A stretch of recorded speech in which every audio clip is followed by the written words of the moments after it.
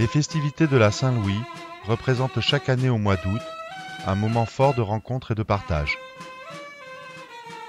C'est dans la joute donnée en l'honneur de son saint patron et à travers la figure du vainqueur que la ville célèbre son unité et son identité. À partir du XVIIIe siècle, la fête de la Saint-Louis occupe 3 jours, du 24 au 26 août.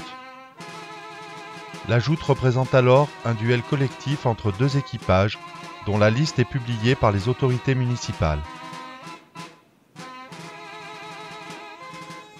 L'un arbore la couleur rouge, qui symbolise la catégorie des mariés, l'autre le bleu, qui symbolise celle de la jeunesse. Dans une ville où la population masculine a longtemps été majoritaire, l'opposition entre les 2 couleurs reflète ainsi la rivalité entre hommes mariés et célibataires.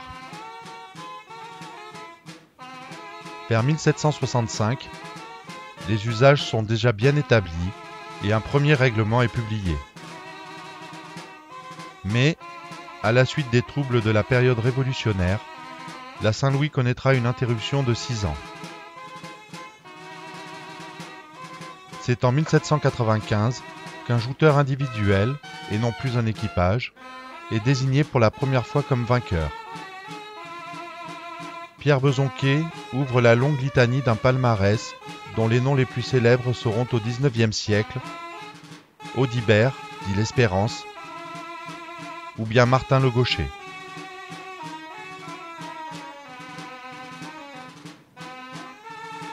Avec la figure du champion, la joute entame au XXe siècle le dernier stade d'une évolution qui la rapproche d'une pratique sportive, dont la Saint-Louis devient la compétition la plus prestigieuse et la plus relevée.